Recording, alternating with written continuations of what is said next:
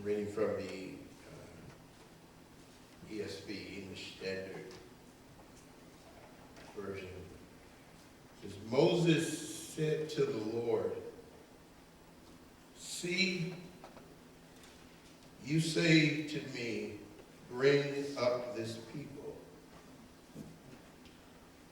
but you have not let me know whom you will send with me." Father, bless now your word to our hearing and understanding. Speak what you know we need to hear in Jesus' name. Amen. Amen. I told you last week that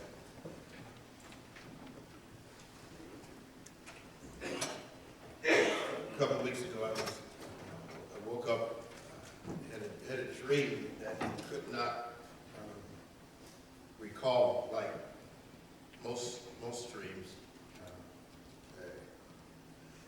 They fly away when we awake.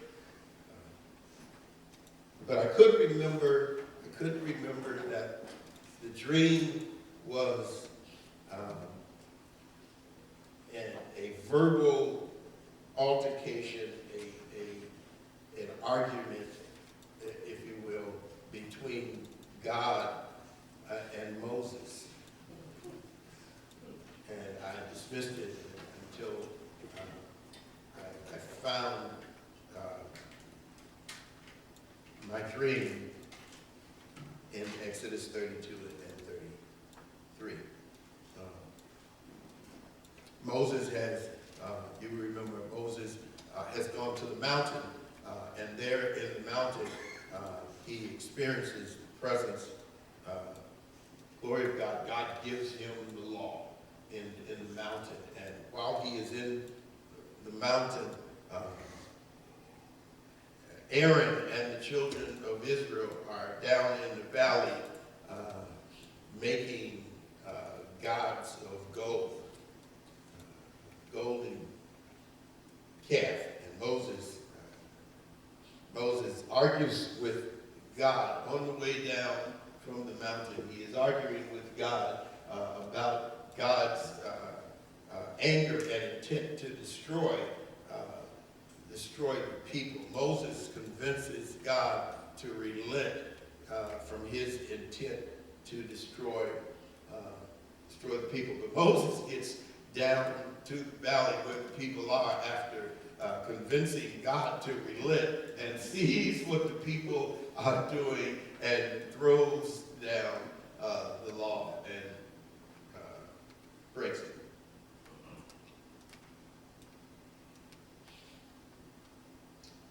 We spent our time last week around verses 7 through 11, which is really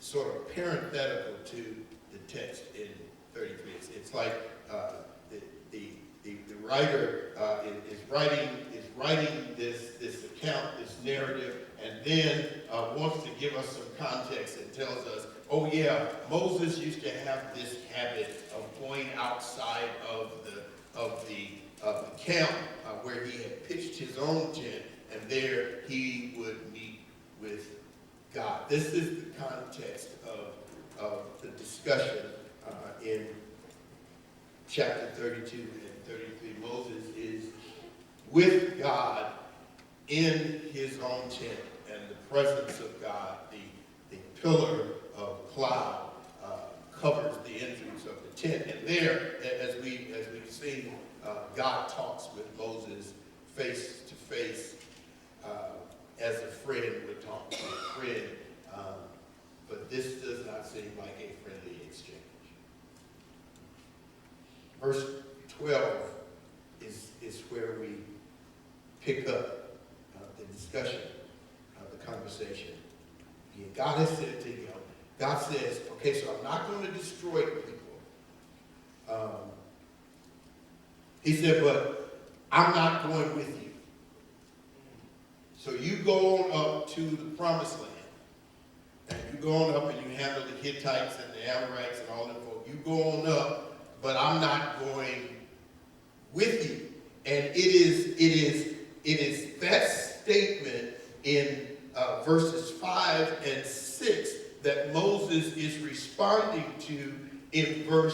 number 12. Moses says, see, I told you, you keep telling me to go to take this people up, but you have not told me who's going with me.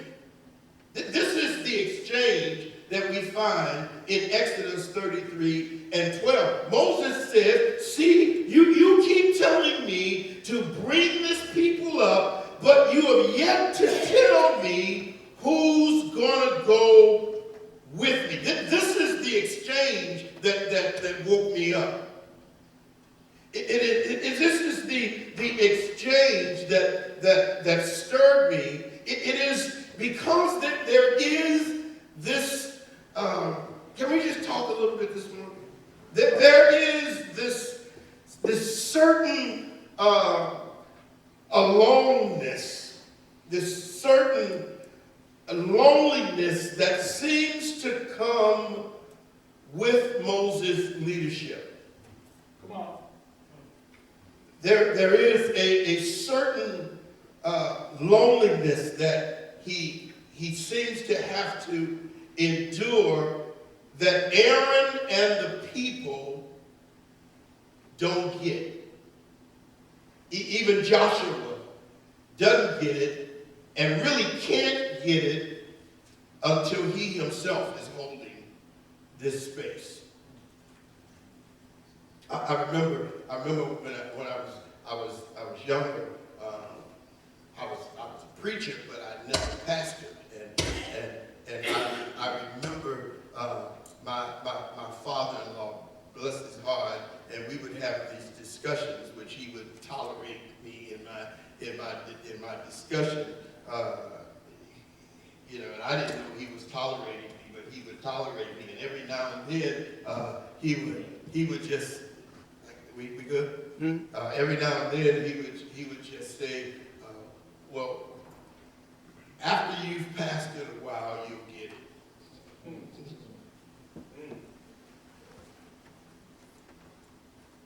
There is here for Moses a certain in-between space that he holds.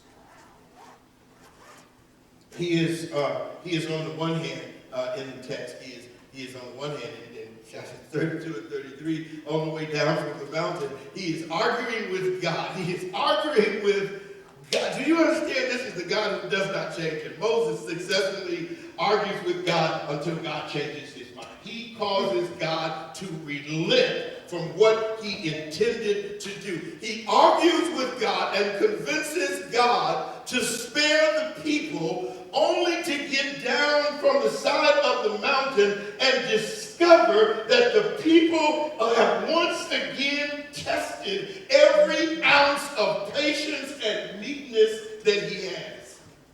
It is this in-between place that God seems to have him almost trapped in. When he's on the mountain and God switches gears and tells him, listen, let's stop this conversation. You get down from the mountain, and God says to Moses, because your people who you brought out of Egypt.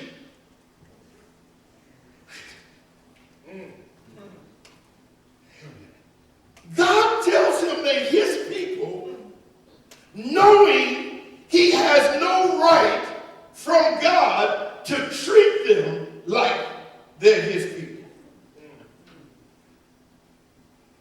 This in-between thing that God, this that he says, Moses says, you keep saying to me, do this. There is a certain vulnerability that we are allowed to see in the text that Moses really doesn't get to have. There's a venting that he does with God here in verse 12 and following, that he doesn't get he doesn't get a chance to really share with anybody else. Who do you vent to when you leading 10 million people across the desert? I mean, who else gets it? There's this moment. There's these moments where Moses is standing before God for the people, and then standing before the people for God, and never really sure if either one of them is going to show up.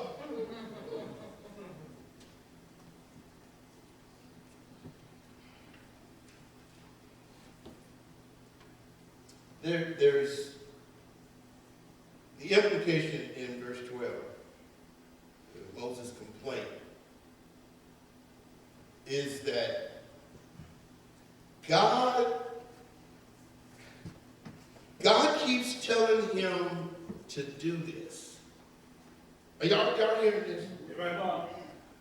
God keeps telling him to do this. God has put on him a burden that he will not release him from. God has put on him a burden that he must carry in the space that he is in, but God has not told him who will stand in the space with him. God hadn't told him who's going with him. That's the core of Moses' complaint with God. In the end, though, it's not really a complaint about the people that Moses has. He's not really complaining about the people. He's not really even complaining about Aaron. He is really complaining about God. That's his complaint. God is his problem. Notice what he says is, you've not told me who's going with me. His real question is, God, are you going with me? That's his real question is, are you? Something's going on with this thing here. It's your sweater. Huh? It's your sweater. It's the sweater. It's the sweater. All right, can y'all hear me? All right. His real question is, are you going with me, God? Are you with me, or are you not with me? Right. That's really the core of his complaint. You keep telling me, bring this people up, and you keep flaking on me. This ain't about the people, because people flaky. People flaky. People flake out. People say they come and they don't come. People say they gonna do and they don't do. People say they follow and you look back and they ain't nowhere back there. People flaky. Even Aaron told Moses, what you getting on? What are you freaking out about? You know these people can't hardly do right.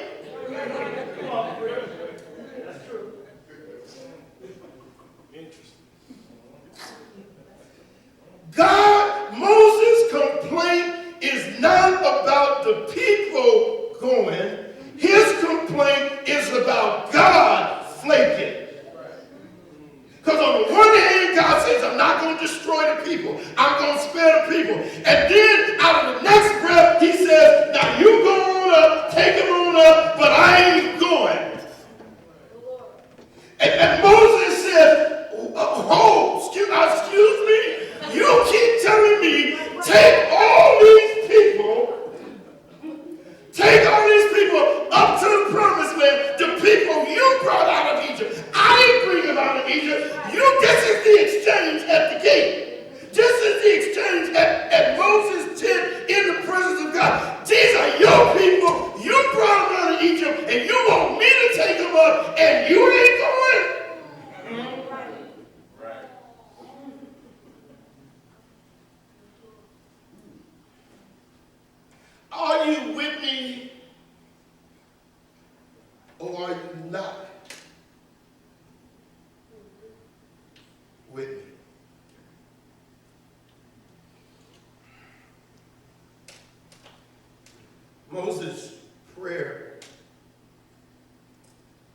conversation with God,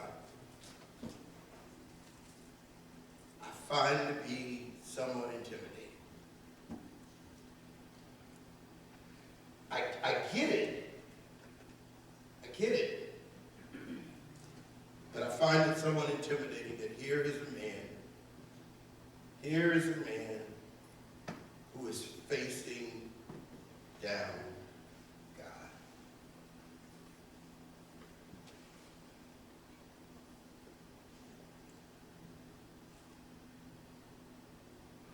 He is facing God down. Moses' prayer. Have you ever been desperate? Come on. Anybody ever been desperate?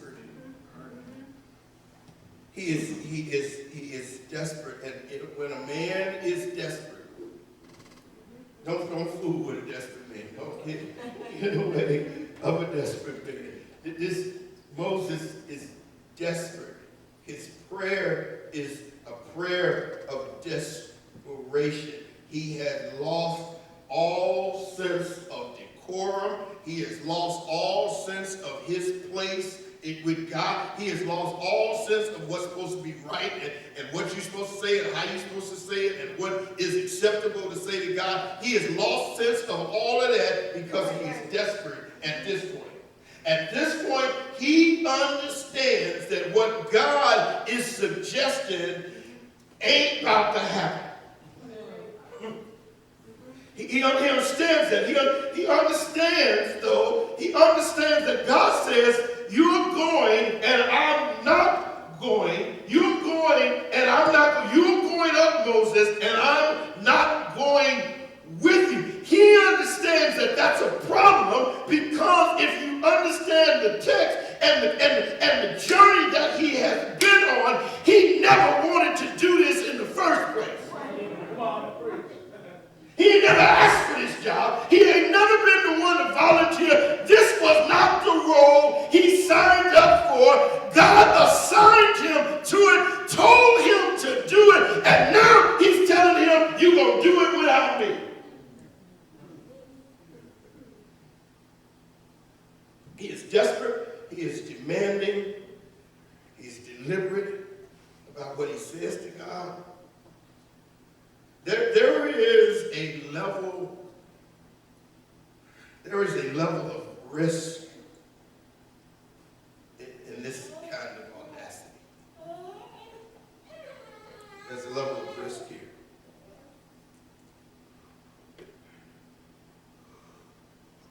Because up until now, God ain't let him out of this.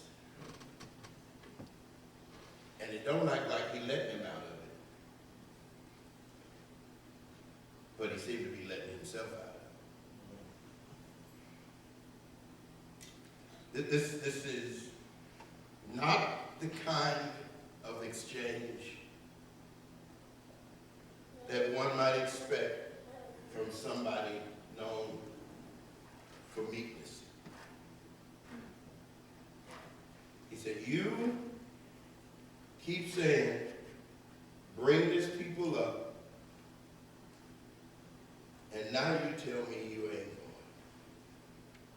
going. Look at his exchange in the following verses. He said, you tell me you ain't going, and yet you say to me, I know you by name. And you found grace in my sight. Moses, he says, really? Really? You know me by name. Okay? You know me intimately. You know who I am. You know what I'm made of. You know where I come from. You know me better than anybody, God. You know me better than I know myself. And if you really know me, God, then you must know that ain't no way in the world I can do this without you. Now, if you know me, then you must know that behind this meekness is a whole lot of other baggage that I carry. You must know that I've been living on the run. If you know me like you say you know me, then you ought to know my frailties and my weaknesses, and you ought to know that me taking this people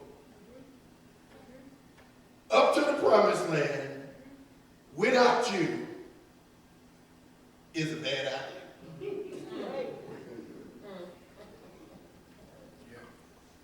He said, you say to me, I found grace in your sight. If I found grace in your sight, God, then you should know that you chose me. I didn't volunteer.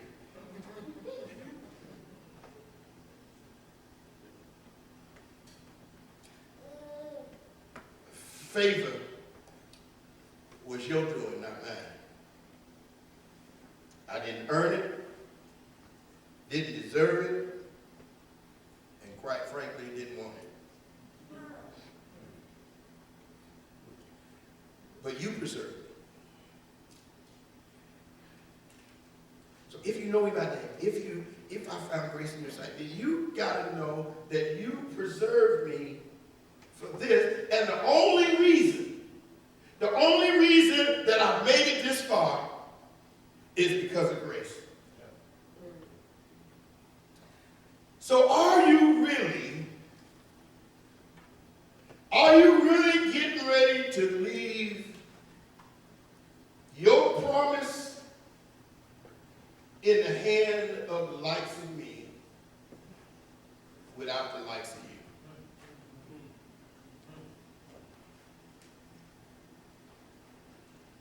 you? Really?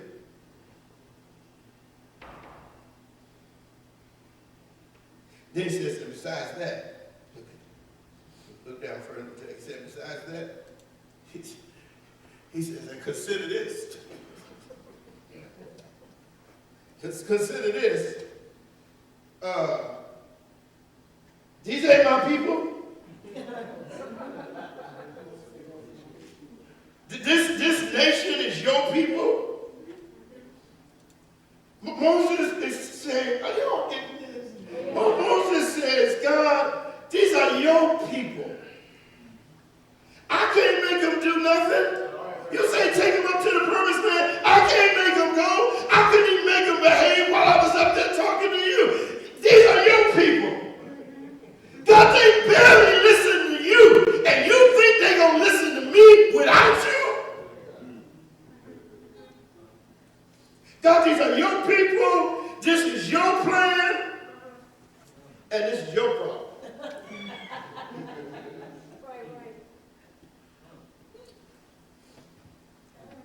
He says, God, if you're not going,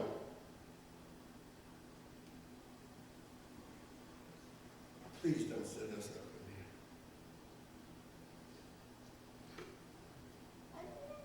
If you're not going to go and secure your own promise to take us into the land,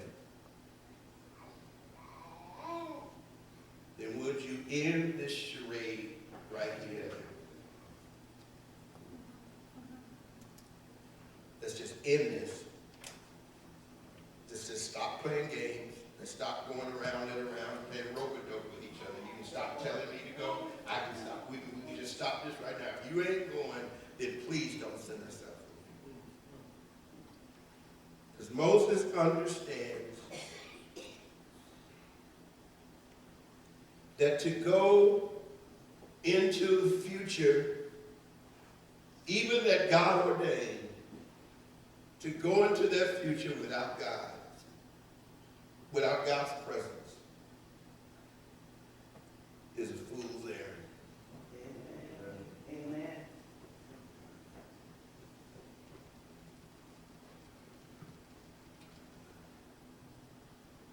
Moses says, let's just cut the cord here now. Let's just be done.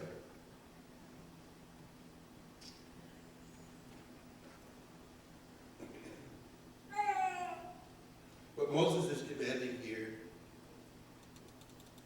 what he is pursuing, and what is our pursuit, is the active presence presence of God.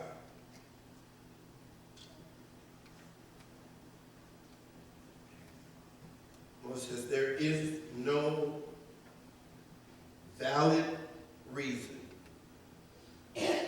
by any stretch of the imagination in any universe where it makes sense to continue this kind of journey without you.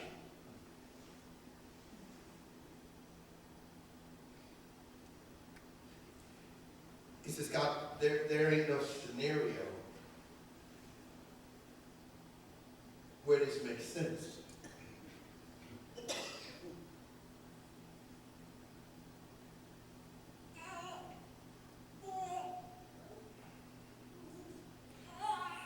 Moses says the only condition for going on is your presence in us. This is our pursuit. Not a program, not another plan, but the pursuit of the presence of God.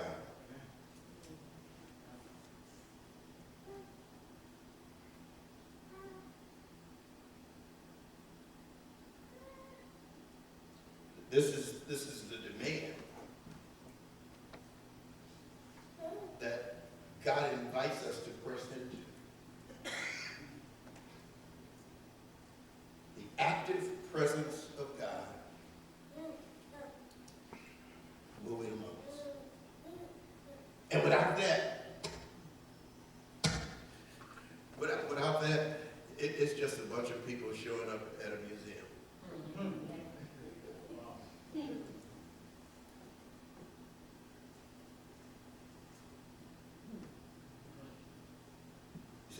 It is what Moses is pursuing here. I know. Maybe to you it doesn't look like this is prayer. This is prayer. Maybe this doesn't look like this is God. This is Moses in the tent of meeting, in the prayer, having a meeting with God, having a knock down, drag out with God. This is Moses getting a hold of God and saying, you are not leaving this tent until you tell me that you're going with me. Okay, come on, all right.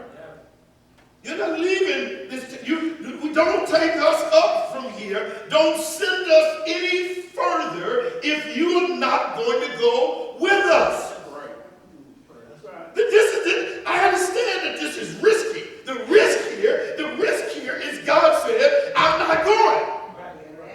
Come on. I'm not going. So let's cut it off. Let's be done.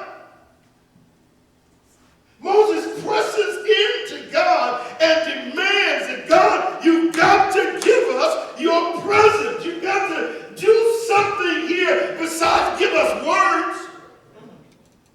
You keep saying do this, you keep saying do that. You keep saying you with us. You keep saying all these promises. You keep saying we going in. You keep saying all of this and all of that. Yada, yada, yada, yada, yada. And now you say you ain't going. That's right. What use is it? What use is it to even come close to possessing the promises of God without the presence of God? What point is there to pews and lights and sound and music? What point is it to it without the presence of God? That's right. What Moses demands here from God, he says, verse number 13, he says, I want the discernible presence of God. We've been learning on Wednesday night as we pray together and seek the Lord around some structure that we've been laying out. We've been learning to respond to a prayer begins when we respond to the statement, what I really want from God is. What I really want from God, what I really want from God, what I really need from God. Moses said, God, what I really need from you is your discernible presence. Yes. That's right. He said, show me your way. Show me.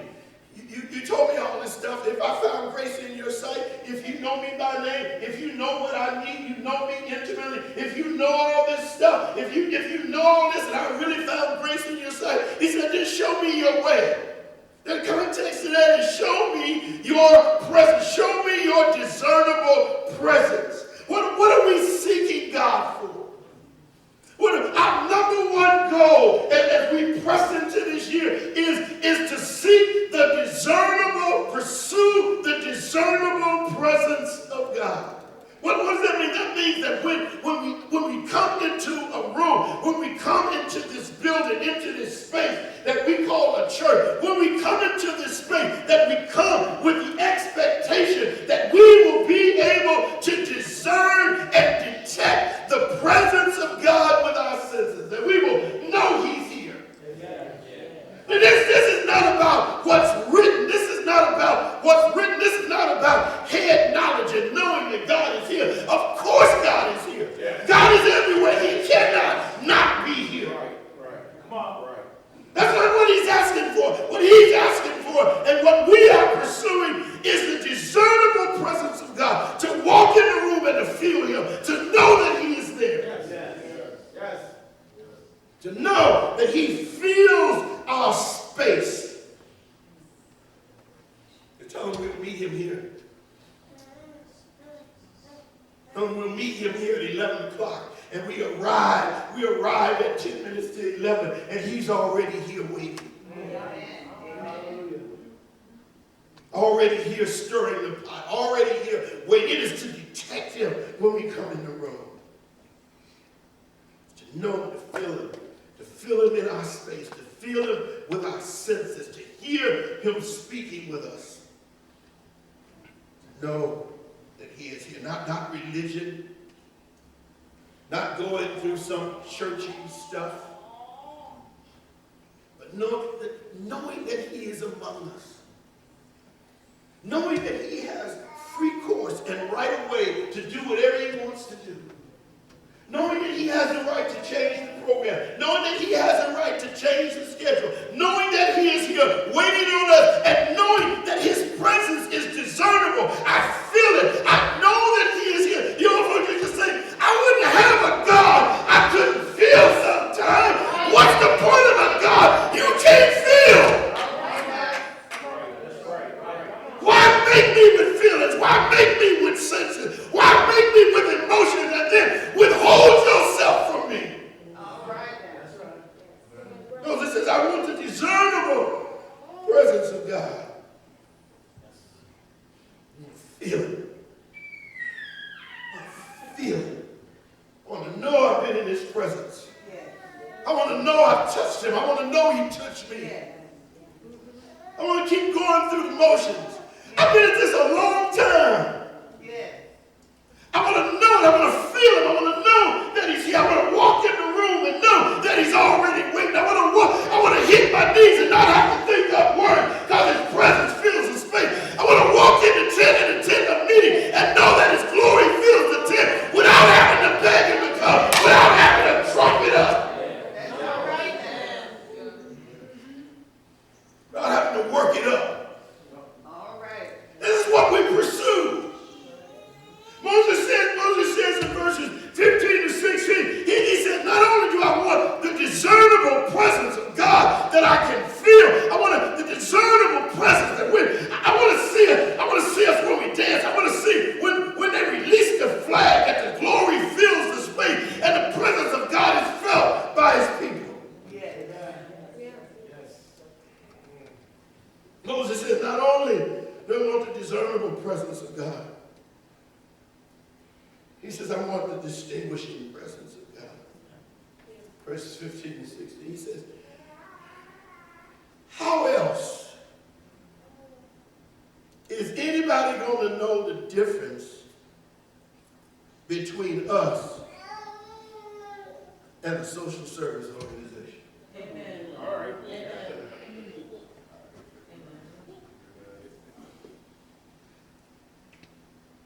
How is it making no difference between your people and anybody else? Except you are among us. How else is anybody going to know that they're in the presence of God and they're in a place where there's hope to get help and get deliverance and get freedom, except that he is among us? He said the only thing. Why? Because we Jews, we've been in Egypt for 400 years. Our people have been in Egypt for 400 years. By now, we look and smell like Egyptians. We don't look no different than anybody else in the Middle East. How else are they going to be able to tell us from anybody else except that you're among us?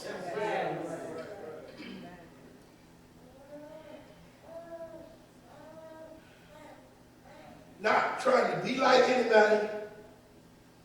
Not trying to find some best practices for church growth. No hype. No Facebook hype. Just the presence.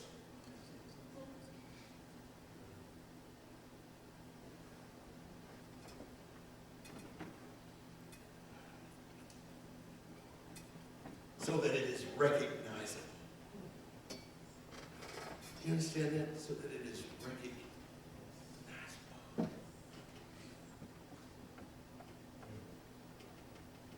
So much religious hype. So much religious hype is really about offsetting the fact that the presence is not among us. So much of what we do in our life to survive, to get by from day to day, is to make up the difference for the fact that the presence is not among us. Come on. So much of the medications and therapies and all of the stuff that we go through, a lot of that is because it's to make up for the fact that the presence is not among us. Our habits and addictions are about making up for the fact that the presence is not among us in our lives. He says, I want something that is distinguishable. Come on, preach. Verse 18, he says, not only that, I want demonstrable presence. God. He says, show yourself. Show yourself. Show the wonder of you. Show us your majesty. Because there are people who need your mercy and your grace. Show yourself.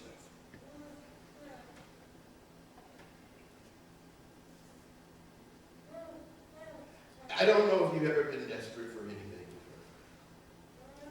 A few days ago, I was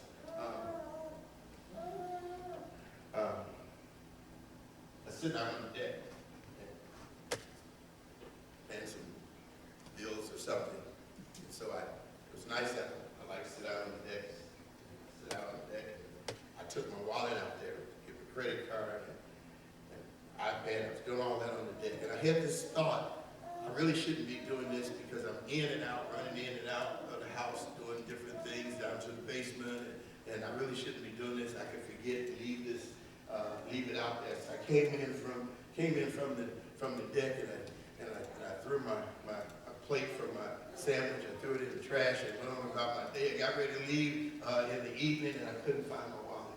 And I panicked, and I tore the house apart. Sylvia came home, and I don't even remember when she got there because I was just running about the house because all I could think of is that I left my wallet sitting on the deck, and the neighbor across the creek saw it and came. I made up all kinds of stories about what happened to my wallet. I tore the house apart trying to find my wallet. All I could think of, Mother, is that my whole life is in my wallet. My cards, my debit cards, my everything is in my wallet. I can't do nothing. Everything is in my what I tore the house apart. I pray, God, you gotta help me find my wallet.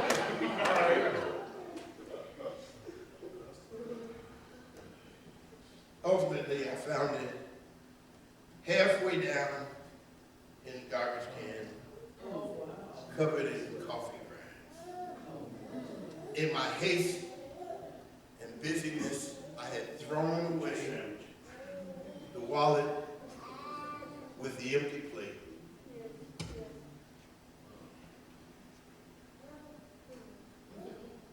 I remember how desperate I felt. And I remember thinking, I want to remember how desperate this feels. Because in our haste, in our busyness, in our rushing about, in our haste to take hold of other stuff and do all these other things that we want to do in our life, we simply thrown out the presents with the other garbage that we didn't want to keep, and we have gone about our day, gone about the whole day, not even knowing that it's lost. We've gone about our whole life, not even, we're doing our stuff, going through the motions, and have not even realized that the presence of God was gone. Our pursuit, the reason we pray, the reason we meet here on Wednesday night for prayer, the reason you'll hear me hammering this over and over and over, and I'm not letting you go from it, the reason you'll hear it over and over and over again is because that's where we will pursue the presence of God. That's where we will pursue the active presence of God among us like Jacob until he blesses us. We will keep pursuing him. We looked at the widow on Wednesday night. We're going to keep hammering on the door of the judge until he avenges us of our adversary. Hallelujah. There's a promise. God says to Moses, in verse 14, my presence will go with you, and I will give you rest from your enemies.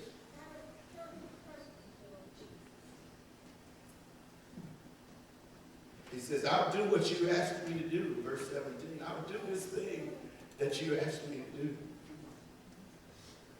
In verse 19, he says, I will cause the wonder of me to pass before you. Hallelujah. He said, you'll see it in your day. He said, you'll see it in your day.